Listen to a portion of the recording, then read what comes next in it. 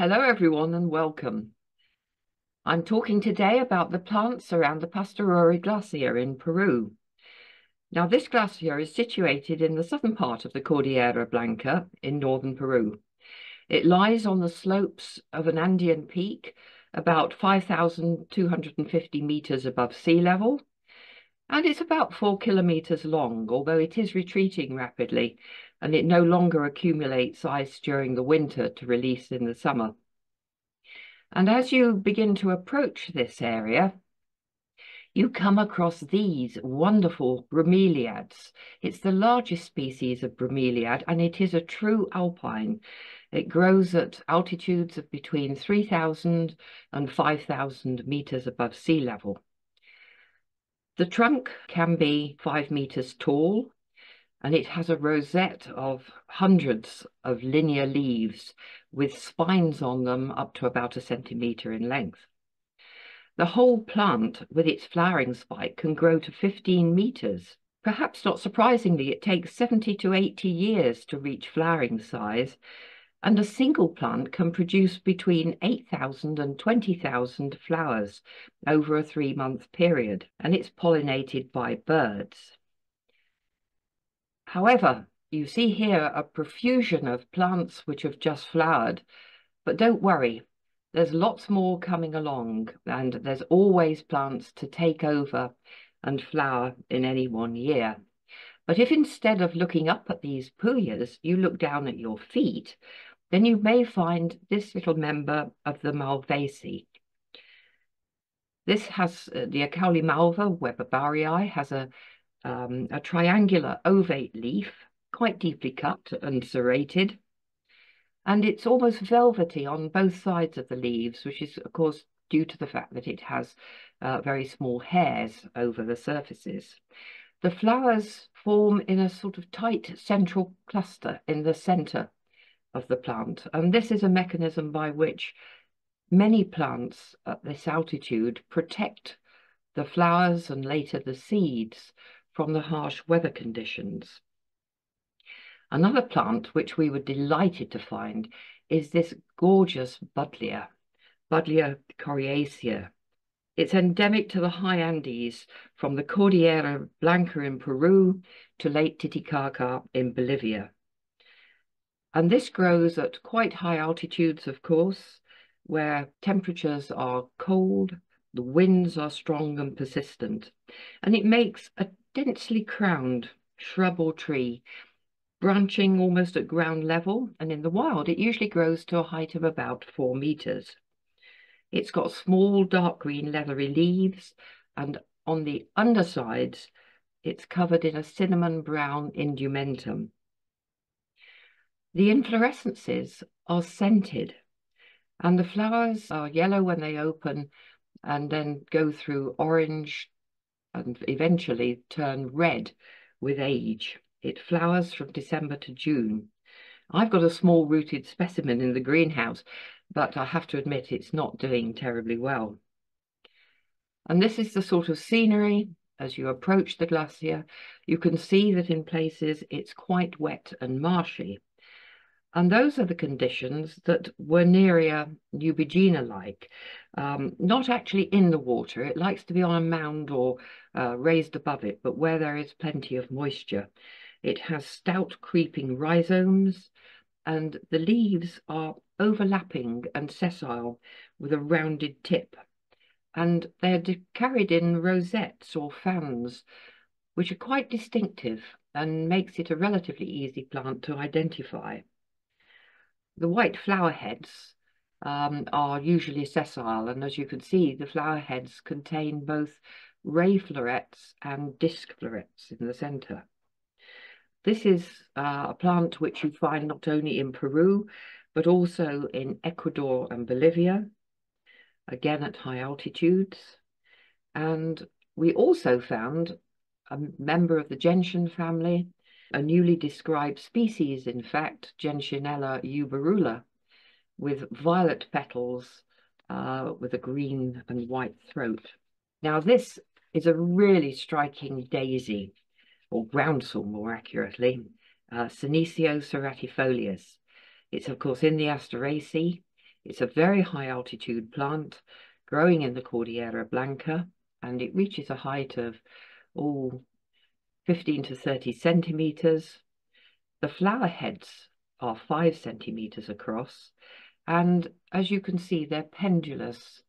The local people say that they're hanging in shame, but in reality, of course, it's a method by which the plant protects itself from the rain and the moisture, so that that doesn't damage the flowers and later the seeds and cause them to rot. The leaves are upright and serrated. And then botanizing close to the Pastoruri Glacier, you see these little gentians, low spreading mats with dainty white flowers, and we found two different forms, one with green foliage and one with almost purple foliage. Other plants in this area included a little erigeron, of course in the Asteraceae, as is Senecio calcitoides, and these again, although a much smaller plant than Ceratifolius, this again has pendulous flower heads, and the involucre or whirl of bracts surrounding the flowers are purple or purplish brown. A really delightful plant in this area was the Mignodes pulvinata.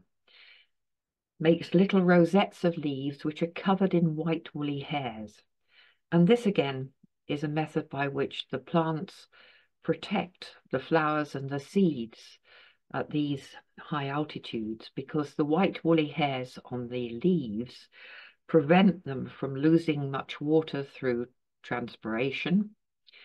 And of course, they also provide a nice warm insulating jacket around the flowers which come out of the center of the rosettes, and similarly the seeds will grow inside almost the rosette of leaves. This has quite a similar growth habit and appearance, of course, to the Raulia or vegetable sheep of New Zealand, and it's interesting to see that you have very similar forms across the continents.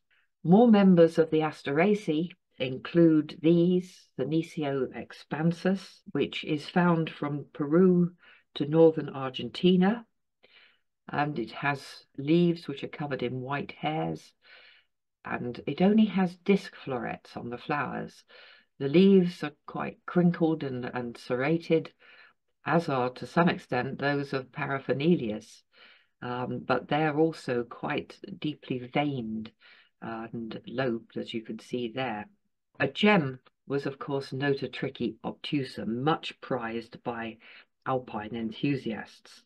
This could make quite significant mats or cushions, and it really is a high altitude plant. You only start to find it at altitudes of about 4,600 meters, and then it continues up to about 4,900 meters. The leaves, of course, are very deeply lobed. The flowers, this lovely deep violet blue with a white throat. And unlike their counterparts in southern Peru, the blue-flowered nototrichis of the Cordillera Blanca and Ecuador grow in areas of high rainfall, and they're often shrouded in cloud. On the right, you have Astragalus brackenridgii, and this, of course, is a high-altitude member of the pea family. It has palmate leaves. It makes a prostrate little plant and two-toned flowers in blue and white. We also found another Acauli malva growing several hundred meters higher than the first one we saw. This is Acauli malva crenata. It has rather nice flowers. They're solitary and growing on quite hairy stalks. The crenate leaves are hairy too on their upper surfaces when they're young, and they're bristly, sort of tomentose underneath. And again, the flowers are clustered in the center of the leaf rosettes as a protection mechanism. So the leaves effectively keep the flowers and then the seeds almost warm or less chilled.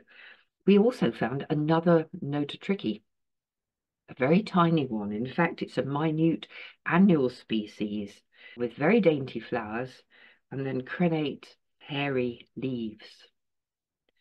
Nearby was a Werneria, Another very small one too, with little dainty white flowers making compact cushions in this very high altitude region around the Pastoruri Glacier.